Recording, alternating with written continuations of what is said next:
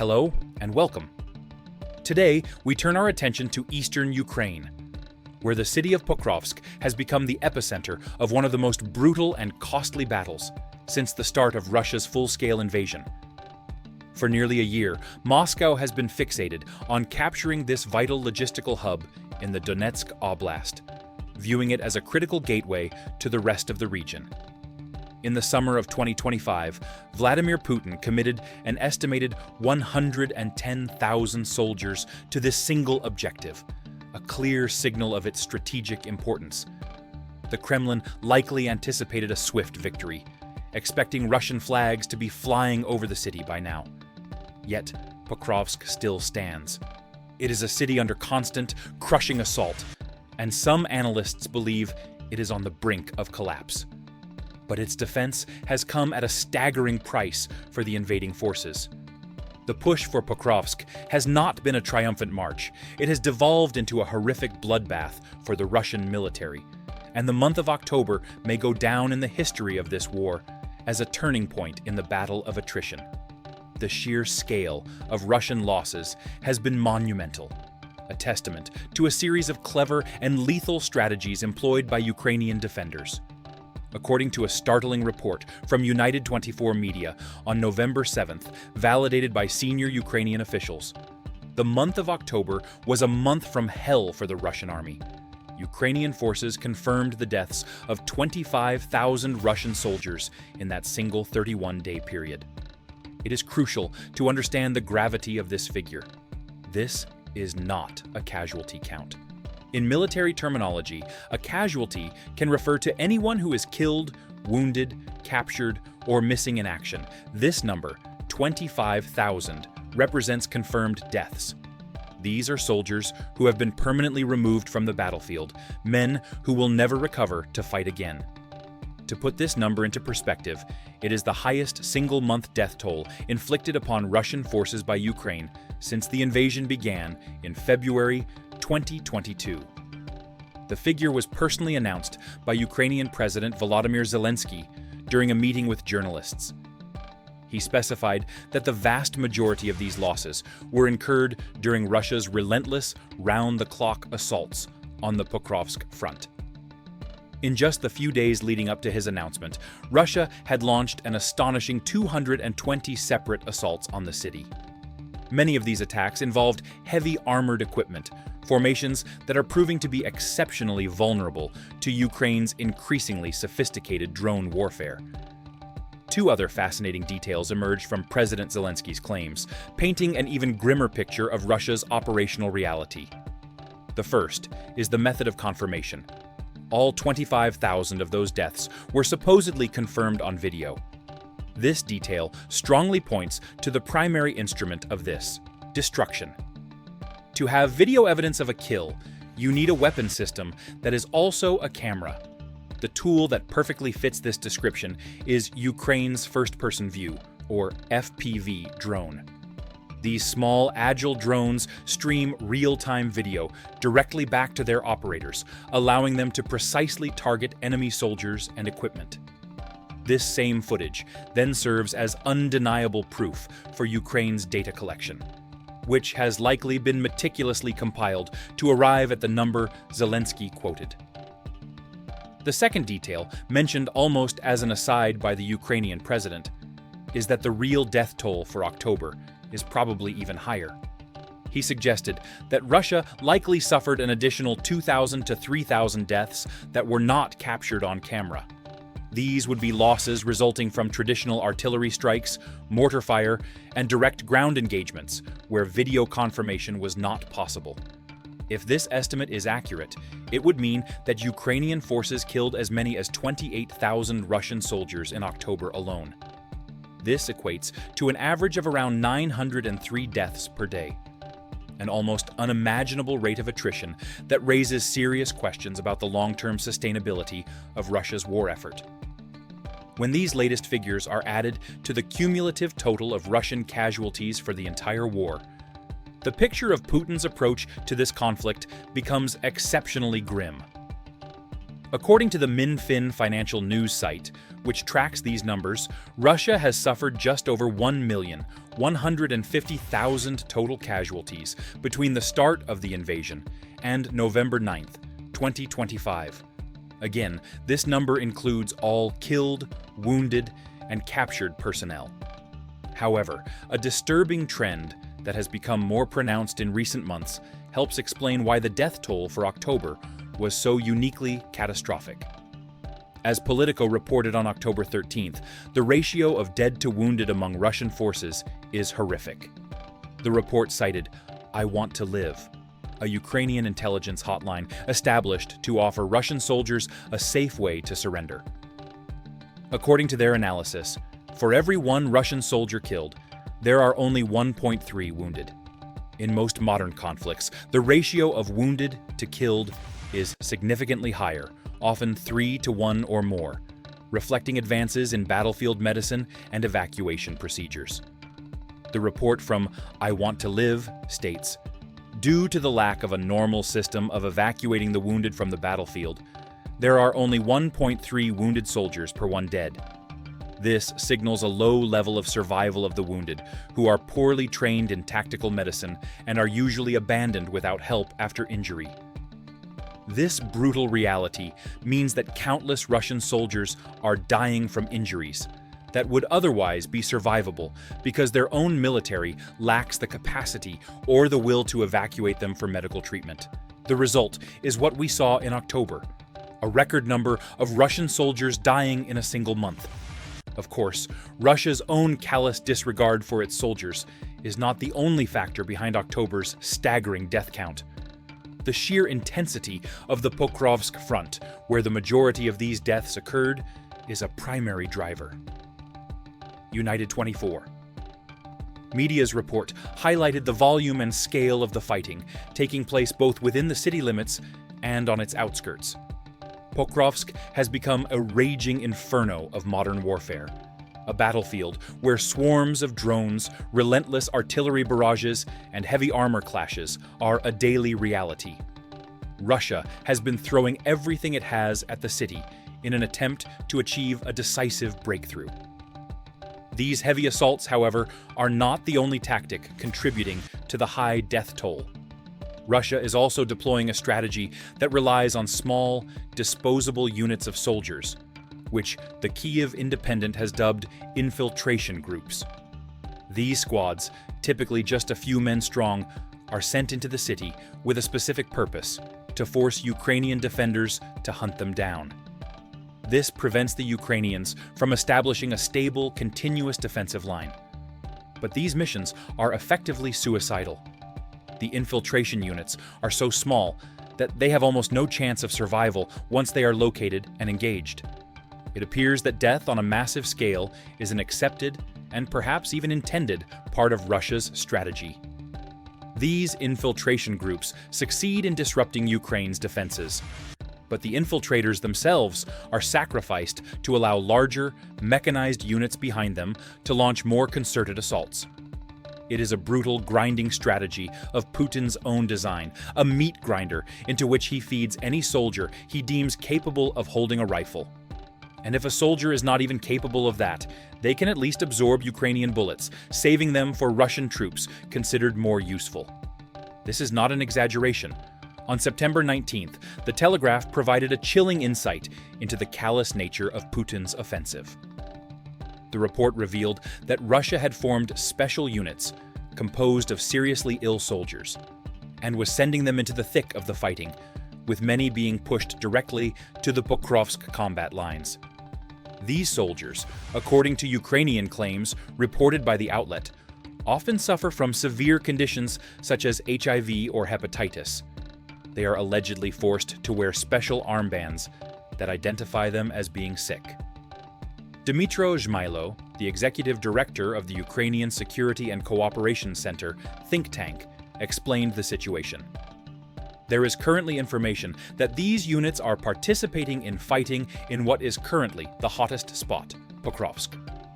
The Telegraph noted that Russia's so-called infected units are becoming more common as various diseases spread through the frontline forces. The report cited one instance of an entire Russian unit being struck down by a hemorrhagic fever, a terrifying illness that can cause victims to bleed from the eyes. In any professional military, such an outbreak would trigger an immediate medical evacuation of all affected troops. HIV is also reportedly running rampant among Russian forces, with the number of soldiers carrying the autoimmune disease said to have skyrocketed, increasing by 20 times compared to 2023 levels. For Putin and his single-minded obsession with capturing Pokrovsk, these diseases appear to represent a twisted opportunity. Zhmylo explains one aspect of this, noting that Russia is engaging in a perverse form of psychological warfare. The presence of sick Russians on the battlefield can exert a certain moral and psychological pressure due to close contact with such an enemy, and also forces the Ukrainian military to be more cautious and take care of their health and safety, he says. This feeds directly into a second perceived opportunity. Russia's sick soldiers are a disposable asset for depleting Ukraine's resources. They are slow, lack energy, and are far more likely to die in combat. For Putin's calculus, this is all part of the plan. These infected units are likely among those being sent on infiltration missions or into frontal assaults, with every death considered an acceptable loss. The cold logic seems to be that these were men who were going to die anyway, so they might as well die soaking up Ukrainian ammunition. It's a brutal strategy, and it is a significant factor in why so many Russian soldiers are dying around Pokrovsk. However, Putin's callousness alone does not account for 25,000 deaths in a month. Ukraine has more than played its part in inflicting this massive toll, and it seems increasingly clear that its drones are the decisive weapon. Pravda, a Ukrainian news outlet, carried the exact quote from President Zelensky when he revealed the scale of Russia's losses. "We have 25,000 enemy losses, dead Russian occupiers, in October alone, thanks to UAVs. This is an exact number because all of it has video confirmation. We have a program that awards additional points for verified actions, so the figure is precise." The phrase, "thanks to UAVs," is the key takeaway. It confirms that Ukraine's drone-centric strategy in Pokrovsk is tearing through Russian assaults. This strategy is further amplified by a unique form of gamification that creates powerful incentives for Ukrainian defenders to maximize Russian losses. The Guardian reported on this innovative system on November 3rd, stating that it makes drone warfare feel almost like a computer game. It's called the Army of Drones bonus system, and it awards soldiers points for every confirmed kill or injury they inflict. FPV drones, with their real-time video feeds, make this entire system possible. Participants in this game accumulate points that they can then spend in an online store to purchase more drones, autonomous vehicles, and other essential equipment. The Guardian report notes, "The number of Russian casualties in September is double the number from last October, in part because the Kyiv government doubled the rewards for killing Russian infantry from 6 to 12 points, reflecting changing battlefield priorities." By September, 400 Ukrainian drone units were participating in the system and had collectively recorded 18,000 Russian casualties. October's figures smashed that record by at least 7,000 confirmed deaths. Given that the September figure was for total casualties, and the October figure is for deaths only, the actual increase in lethal effectiveness is likely even more dramatic. Ukraine's reliance on drones has become fundamental to its defense. As Politico reported back in August, drones were already responsible for between 60 and 70% of all killed or wounded soldiers in the war. Now, that percentage appears to be much higher. Based on Zelensky's numbers, drones accounted for 25,000 of the roughly 28,000 Russian soldiers killed in October. This means a staggering 90% of Russia's dead on the Pokrovsk front fell victim to drones, a statistic that showcases how completely these unmanned vehicles dominate the modern battlefield. Ukraine's increasing mastery of drone warfare is the cornerstone of its Pokrovsk strategy. Every conceivable approach to the city is under constant surveillance by unmanned aerial vehicles, making any large-scale Russian assault a perilous undertaking. It is not impossible to circumvent the drones. Russia's use of small infiltration units is one attempt to do so. But any concentration of vehicles or large groups of troops near Pokrovsk is almost guaranteed to attract a swarm of Ukrainian drones, making mechanized advances devastatingly costly for Russia, even when they make minor gains. There is a clear recognition within Ukraine's leadership of how vital drones have become.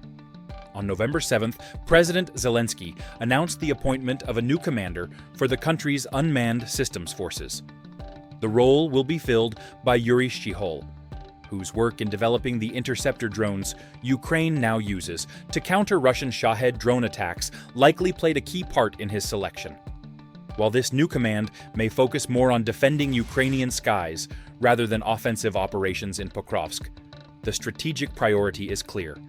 It is possible the new commander could also spearhead developments to counteract Russia's own FPV drones, which would make Ukraine's drone operators even more effective and dominant.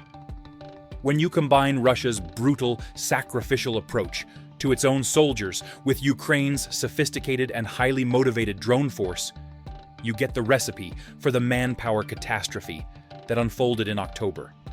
However, there may be another, more deeply ingrained factor that has contributed to this outcome. On October 14th, military commentator Wes O'Donnell published an article on Medium posing a critical question. Has the Russian military improved at all during this war? The simple answer appears to be no, not in any fundamental way. Certainly, Russia has equipped its forces with better electronic warfare systems and has deployed its own drones, many bought from Iran or reverse-engineered from Ukrainian models. However, the deep-seated military culture within Russia remains as toxic and damaging to its own effectiveness as it was when Putin first rose to power. O'Donnell writes, "No shared after-action reports, no honest debrief culture, no habit of admitting errors. If a battalion drives into a minefield at dawn, the next battalion is jogging past the same marker stones at lunch. When knowledge is hoarded, you pay in blood to rediscover what your comrade learned yesterday." This observation, when applied to the Pokrovsk front, reveals a critical vulnerability. Russia's forces are repeatedly sent into battle, unprepared for what awaits them, because knowledge of failures is hoarded and punished, not shared and learned from. O'Donnell states that the country butchers the fundamentals of modern warfare. When the Kremlin is sending ill-equipped and, in some cases, seriously ill soldiers into the Pokrovsk meat grinder, this culture of information hoarding could be as lethal as Ukraine's drones. It could lead to entire Russian units being unaware that a specific entry point into the city is already zeroed in by Ukrainian drones and artillery, until they stumble upon the smoldering remains of the unit that tried the same route just hours before. By then, it is far too late. The kill count rises, and the same mistakes are repeated, paid for each time with Russian blood. With at least 25,000 of its soldiers confirmed dead in a single month, almost all of them in the push for Pokrovsk, the pressing question is, what comes next for Russia? For one, Moscow may begin to have serious difficulty replenishing such massive losses. Back on October 6th, Forbes analyst David Axe reported that Russia had already lost around 100,000 soldiers in its summer campaign for Pokrovsk. Just 1 month later, another 25,000 confirmed deaths can be added to that list, along with potentially thousands more that were unconfirmed. This is a bloodbath that is tearing through the Russian military at an unsustainable rate. Axe made this same point again on October 15th, suggesting that Russia may have reached a tipping point where it is losing up to 20,000 more soldiers per month than it is able to recruit. The soldier surplus helped to sustain Russia's war effort in Ukraine, Axe wrote. But now, Russian field armies are running a soldier deficit. It's the inevitable result of the Kremlin's decision to double down on the already costly offensive around the fortress city of Pokrovsk. Russia is desperately trying to find solutions to this manpower crisis. As the Atlantic Council reported on October 16th, Putin is looking abroad to compensate for the catastrophic losses. The Council noted the capture of mercenaries from as far away as India, suggesting that Putin will take fighters from any country as long as they are willing to accept Russian money to die for his cause. Reports indicate that soldiers from the Middle East, Africa, and other parts of Asia are being lured into the Russian military, often as mercenaries who see the war as a chance to make quick money. Many of these foreign recruits are reportedly told they will serve in non-combat roles, only to find themselves thrust onto the front lines with minimal training. But even with these foreign soldiers, Russia's staggering death rate may finally be catching up to it. Does this mean Pokrovsk is safe? Not by a long shot. Despite the astronomical losses Russia has suffered in its attempt to capture the city, Putin shows no sign of relenting. And, if a November 8th CNN report is to be believed, Russia may be poised to finally capture the vital Donetsk city, despite losing so many thousands of its soldiers to do so. The report states that fighting has intensified within Pokrovsk itself after Russian soldiers managed to infiltrate the city in small numbers. Russia is also claiming to have encircled their target, cutting it off from reinforcement and supply. If Russia is successful, the fall of Pokrovsk would represent its biggest battlefield victory since the capture of Bakhmut in 2023. It seems that Russia's manpower-heavy, attrition-based approach might be on the verge of succeeding. A Ukrainian soldier from the Peaky Blinders drone unit told CNN, "The intensity of their movements is so great that Ukrainian drone operators simply cannot keep up with the pace." The soldier described the Russian tactic. The Russians often move in groups of 3, counting on the fact that 2 will be destroyed. But 1 will still reach the city and gain a foothold there. About 100 such groups can pass through in a day. This confirms that Russia's use of small, suicidal infiltration groups is a core part of its strategy. And the 2-to-1 death ratio for each 3-man group is the accepted price of admission. Bit by bit, foot by foot, Pokrovsk is being penetrated. At least, that is the picture according to some reports. It is worth noting, however, that even with this infiltration strategy, Russia has only managed to get a confirmed 314 soldiers into positions inside Pokrovsk. That is hardly enough to launch a city-breaking offensive, especially with Ukraine's deadly drones constantly patrolling the streets and skies. The total enemy grouping attacking the city is much larger, but that larger force still seems unable to break through Pokrovsk's layered defenses. For now. How long the city can hold out depends largely on whether the reports of encirclement are true or are simply part of the Kremlin's propaganda efforts. The Ukrainian military has publicly refuted these claims, insisting that Pokrovsk will not break.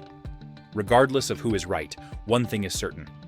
We can expect many more Russian deaths before the fate of Pokrovsk is decided. The battle for this gateway to Donetsk is far from over, and it continues to be one of the deadliest chapters in this long and brutal war.